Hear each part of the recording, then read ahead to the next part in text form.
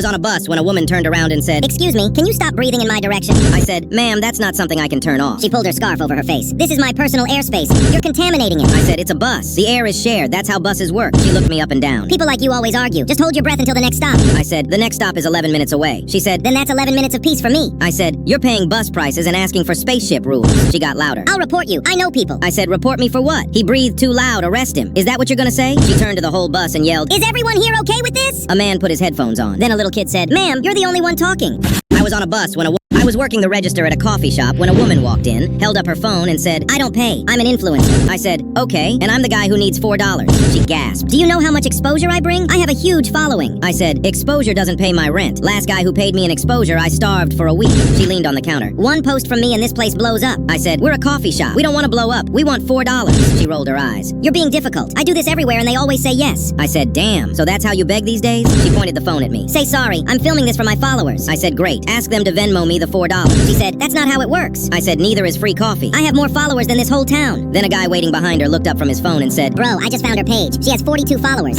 I was working the register at a patient walked into my office and said, Doctor, I think I have a heart assault. I said, "A what?" He said, a heart assault. My chest. A patient walked into my office and said, Doctor, I think I have a heart assault. I said, "A what?" He said, a heart assault. My chest hurt and I fell down. I said, "You mean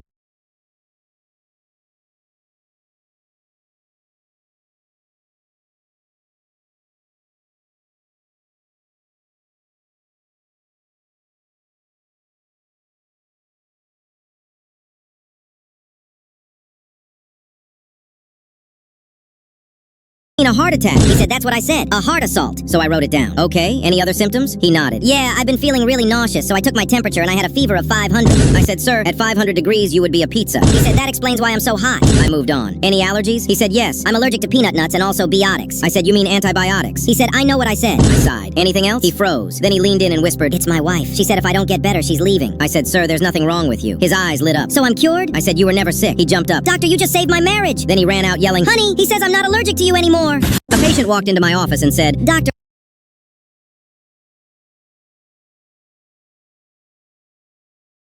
I was walking my dog on the public path by the parking lot when a woman came storming across the street yelling, "Why are you walking in front of my house with that stupid dog? Are you planning something?" I was just shocked. Is she talking to me? She crossed her arms and said, "I asked you a question. Are you deaf too?" So I started slowly looking down at the road, turning my head left and right like I lost something. The woman got heated. "I'm asking you a question. What are you even looking for?" I said, wait, I'm searching for your name on this road. I don't see any Karen written here. Her face went red as a tomato. She pointed at a house all the way across the street, a full block away, and screamed, "That's my house, so this is my road." I said, ma'am, your house is so far away I need binoculars to see it. You don't own this road. You barely own that view. She stomped closer. "I'm calling the police. You and your ugly mutt are trespassing." Right then, my dog walked over and peed on the road. I looked at her and said, that's his way of saying this road doesn't belong to you. Her face somehow got even redder. Then a little girl walking by with her mom looked up and said, "Isn't this the government road? My teacher said everyone can walk here." The woman spun around. "Stay out of this, child." But the girl just shrugged and said, "I'm just saying, I don't see your name on it either."